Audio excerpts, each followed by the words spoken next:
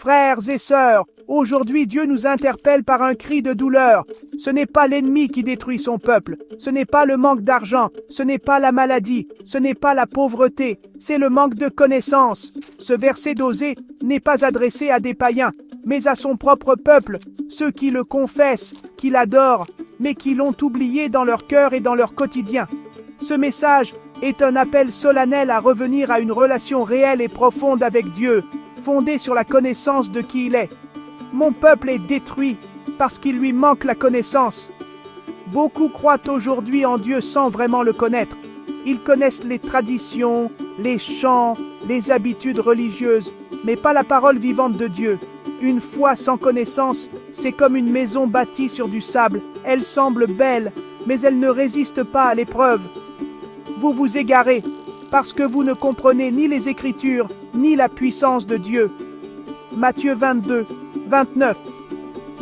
Ce manque de connaissance produit de la confusion spirituelle, des choix charnels, une vie chrétienne sans puissance ni transformation. Puisque tu as rejeté la connaissance, je te rejetterai. Ici, Dieu parle directement aux prêtres, aux responsables spirituels. Ils avaient la responsabilité d'enseigner la loi, mais ils ont préféré l'ignorer. Rejeter la connaissance, c'est rejeter la voix de Dieu, sa direction, sa sagesse. Dieu dit clairement, « Tu m'as oublié, alors moi aussi, j'oublierai tes enfants. » Quelle parole dure! Cela nous montre que l'ignorance spirituelle a des conséquences sur nos familles, nos enfants, nos générations. Mon peuple périt faute de connaissance. C'est une vérité intergénérationnelle. La bonne nouvelle, c'est que Dieu ne veut pas nous détruire, il veut nous réveiller. Recherchons l'Éternel, cherchons à le connaître. Osée 6, 3.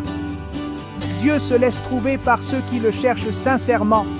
Il veut que nous ayons une connaissance intime, pas seulement intellectuelle, une relation vivante, pas une religion morte, une compréhension claire de sa volonté pour marcher dans la vérité.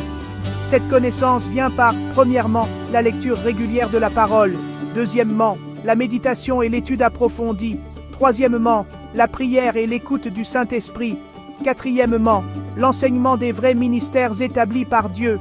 Bien-aimés, Dieu ne nous appelle pas à une foi superficielle, il veut un peuple éclairé, enraciné, mature et puissant. Si nous vivons sans connaissance, nous serons vulnérables, trompés, détruits. Mais si nous cherchons à le connaître, il nous fortifiera, nous élèvera, et nos enfants seront bénis. Le peuple qui connaît son Dieu agira avec fermeté. Daniel 11, 32. Toi qui m'entends aujourd'hui, choisis de ne plus vivre dans l'ignorance.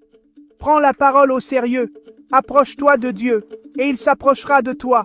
Que ce soit ton cri, Seigneur, je veux te connaître. Ouvre mes yeux, renouvelle mon intelligence. Révèle-moi ta vérité. Amen.